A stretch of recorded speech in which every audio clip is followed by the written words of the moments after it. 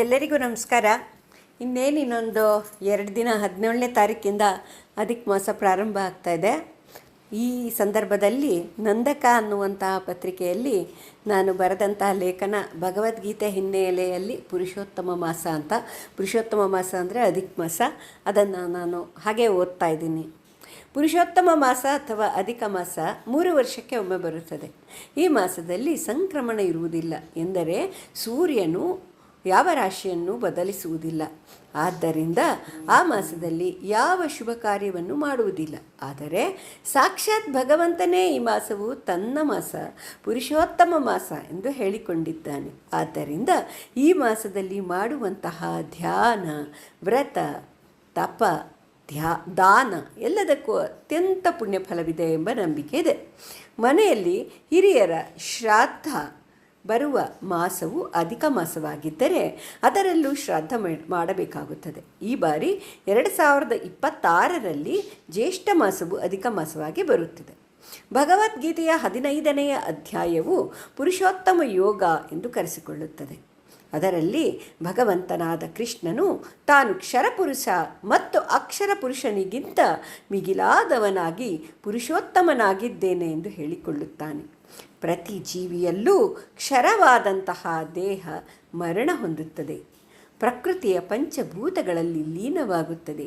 ಆದರೆ ಅಕ್ಷರವಾದಂತಹ ಆತ್ಮ ಮತ್ತೊಂದು ದೇಹವನ್ನು ಪ್ರವೇಶಿಸಿ ಆ ದೇಹಕ್ಕೆ ಜೀವವನ್ನು ತುಂಬುತ್ತದೆ. ದೇಹ ಮತ್ತು ಆತ್ಮ ಎಲ್ಲದರ ನಿಯಾಮಕನಾಗಿ ಪ್ರತಿಯೊಂದು ಜೀವಿ ಒಳಗೂ ತಾನಿದ್ದು ನಡೆಸುವಂತಹ ಪರಮಾತ್ಮನೇ ಪುರುಷೋತ್ತಮನಾದ ಪರಬ್ರಹ್ಮ ಕೃಷ್ಣ. ಇಂತಹ ಪುರುಷೋತ್ತಮನನ್ನು ಒಲಿಸಿಕೊಳ್ಳಲು ಸುಯೋಗವನ್ನು ಒದಗಿಸುವಂತಹ ಮಾಸವೇ ಪುರುಷೋತ್ತಮ ಮಾಸ. ಆದ್ದರಿಂದ ಭಗವದ್ಗೀತೆಯ 15ನೇ ಅಧ್ಯಾಯವನ್ನು ಪಠನ ಮಾಡುವುದು ಅಧಿಕ ಮಾಸದಲ್ಲಿ ಅತ್ಯಂತ ಶ್ರೇಯಸ್ಕರ. ಪುರುಷೋತ್ತಮನು ಎಲ್ಲರಿಗಿಂತ ಉತ್ತಮನಾಗಿರುವ ಹಾಗೆ ಅಧಿಕ ಮಾಸವು ಎಲ್ಲ ಮಾಸಗಳಿಗಿಂತ ಶ್ರೇಷ್ಠವಾಗಿದೆ. 33 ಕೋಟಿ ದೇವತೆಗಳು ಕೂಡ ಒಲಿದು ಬರುವಂತಹ ಮಾಸ ಈ ಅಧಿಕ ಮಾಸ. ಆದ್ದರಿಂದಲೇ 33 ಸಂಖ್ಯೆಗೆ ಅತ್ಯಂತ ಮಹತ್ವವಾದ ಸ್ಥಾನ ಅಧಿಕ ಮಾಸದಲ್ಲಿದೆ. 8 ವಸುಗಳು, 12 ಆದಿತ್ಯರು ಮತ್ತು 11 ರುದ್ರರು, ಪ್ರಜಾಪತಿ ಮತ್ತು ವಷಟ್ಕಾರ. 33 ಸಂಖ್ಯೆಯು ಈ ದೈವೀ ಶಕ್ತಿಗಳನ್ನು ಪ್ರತಿನಿಧಿಸುತ್ತದೆ. ಆದ್ದರಿಂದಲೇ ಅಧಿಕ ಮಾಸದಲ್ಲಿ 33 ಅಪೂಪಗಳನ್ನು ಮಾಡಿ ಒಂದು ಕಂಚಿನ ಪಾತ್ರೆಯೊಳಗೆ ಅದನ್ನು ಇಟ್ಟು ಮುಚ್ಚಿ ದಾನ ಕೊಟ್ಟರೆ ಬ್ರಹ್ಮಾಂಡವನ್ನೇ ದಾನ ಕೊಟ್ಟಂತೆ ಎಂಬ ನಂಬಿಕೆ ಇದೆ. ಇದನ್ನು ಪುರುಷೋತ್ತಮ ಪ್ರೀತ್ಯರ್ಥವಾಗಿ ಮಾಡಿಸಲಾಗುತ್ತದೆ. ರಮಾ ಪುರುಷೋತ್ತಮರ ಆರಾಧನೆಗೆ ಅಧಿಕ ಮಾಸ ಅತ್ಯಂತ ಶ್ರೇಷ್ಠವಾಗಿದೆ. ಯಜ್ಞಗಳಲ್ಲಿ ತಾನು ಜಪಯಜ್ಞ ಎಂದು ಭಗವಂತ ಹೇಳಿಕೊಂಡಿರುವುದರಿಂದ ಈ ಮಾಸದಲ್ಲಿ ನಾಮ ಜಪಕ್ಕೆ ಅತ್ಯಂತ ಮಹತ್ವವಿದೆ. ಅಧಿಕ ಮಾಸದ ಏಕಾದಶಿಯನ್ನು ಕಮಲಾ ಏಕಾದಶಿ ಅಥವಾ ಪದ್ಮಿನಿ ಏಕಾದಶಿ ಎಂದು ಕರೆಯುತ್ತಾರೆ. ಅಂದು ಮಾಡಿದ ಉಪವಾಸಕ್ಕೆ ಬಹಳ ಮಹತ್ವವಿದೆ. ಪುರುಷೋತ್ತಮ ಯೋಗದಲ್ಲಿ ಈ ಸಂಸಾರವೆಂಬ ವೃಕ್ಷದಿಂದ ಬಿಡಿಸಿಕೊಳ್ಳಲು ನಿರ್ಲಿಪ್ತತೆ ಎಂಬ ಕೊಡಲಿಯಿಂದ ಕತ್ತರಿಸಿಕೊಂಡು ಆ ಮೂಲನಾದ ಭಗವಂತನನ್ನು ಅರಸಿ ಹೋಗಬೇಕು ಎಂದು ಹೇಳುತ್ತದೆ. ಈ ಕೆಲಸವನ್ನು ಮಾಡಲು ಪುರುಷೋತ್ತಮ ಮಾಸ ಅತ್ಯಂತ ಸೂಕ್ತವಾಗಿದೆ.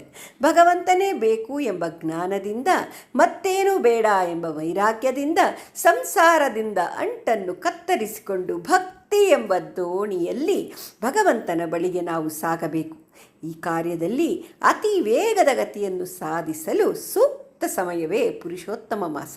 ಏಕೆಂದರೆ ಅವನೇ ಈ ಮಾಸದ ಅಭಿಮಾನಿ ದೇವತೆಯಾಗಿ ತನ್ನ ಭಕ್ತರಿಗೆ ಸನ್ಮಾರ್ಗದರ್ಶನವನ್ನು ಮಾಡಿ ತನ್ನ ಬಳಿಗೆ ಕರೆದುಕೊಂಡು ಹೋಗುತ್ತಾನೆ. ಇಂತಹ ಪುರುಷೋತ್ತಮ ಮಾಸದಲ್ಲಿ ಭಗವದ್ಗೀತೆ ಪುರುಷೋತ್ತಮ ಯೋಗವನ್ನು ಪಠನೆ ಮಾಡುತ್ತಾ ಅದರ ಅರ್ಥವನ್ನು ಸರಿಯಾಗಿ ತಿಳಿದು ಚಿಂತನೆ ಮಾಡುತ್ತಾ ಭಕ್ತಿಯ ಸಾಗರದಲ್ಲಿ ಮುಳುಗೋಣ. 33 ಹಾಡುಗಳನ್ನು ಹೇಳುತ್ತಾ, ದೀಪಗಳನ್ನು ಹಚ್ಚುತ್ತಾ, ದಾನವನ್ನು ಮಾಡುತ್ತಾ, ನಮಸ್ಕಾರಗಳನ್ನು ಹಾಕುತ್ತಾ, ತೀರ್ಥ ಸ್ನಾನಗಳನ್ನು ಮಾಡುತ್ತಾ ಜಪ ಯಜ್ಞದಿಂದ ಭಗವಂತನನ್ನು ತಲುಪೋಣ ಎಂದು ಪ್ರಾರ್ಥಿಸುತ್ತೇನೆ. ಇಂದಿನ ದಿನವೇ ಶುಭ ದಿನವು ಎಂದು ಪುರಂದರದಾಸರು ಹಾಡಿದ್ದಾರೆ. ಪ್ರತಿದಿನವೂ ಶ್ರೇಷ್ಠವೇ, ಪ್ರತಿ ಕ್ಷಣವೂ ಶ್ರೇಷ್ಠವೇ. ಏಕೆಂದರೆ ಸಾಧನೆ ಮಾಡುವ ಯೋಗ್ಯತೆ ಇರುವ ದೇಹವಿರುವ ಪ್ರತಿಯೊಂದು ಕ್ಷಣವನ್ನು ಸದುಪಯೋಗಪಡಿಸಿಕೊಳ್ಳಬೇಕು.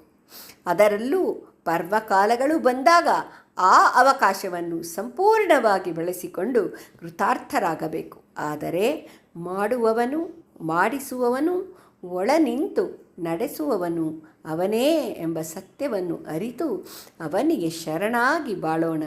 ಬಂದದ್ದನ್ನು ಪ್ರಸಾದವೆಂದು ಸ್ವೀಕರಿಸೋಣ. ಎಲ್ಲವನ್ನೂ ಕೃಷ್ಣಾರ್ಪಣ ಎಂದು ಅರ್ಪಣೆ ಮಾಡೋಣ. ಶ್ರೀ ಕೃಷ್ಣಾರ್ಪಣಮಸ್ತು. ಡಾಕ್ಟರ್ ರೂಪಶ್ರೀ ಶಶಿಕಾಂತ್, ದಾವಣಗೆರೆ. ಎಲ್ಲರಿಗೂ ಅಧಿಕ ಮಾಸದಲ್ಲಿ ಹೆಚ್ಚು ಸಾಧನೆ ಮಾಡುವಂತಹ ಶಕ್ತಿಯನ್ನು ಆ ಭಗವಂತ ಕರುಣಿಸಲಿ ಅಂತ ನಾನು ಪ್ರಾರ್ಥನೆ ಮಾಡ್ಕೋತಾ ಇದ್ದೀನಿ. ಕೇಳಿದವ್ರಿಗೆಲ್ಲರಿಗೂ ಕೂಡ ಅನಂತ ಧನ್ಯವಾದಗಳು, ನಮಸ್ಕಾರಗಳು.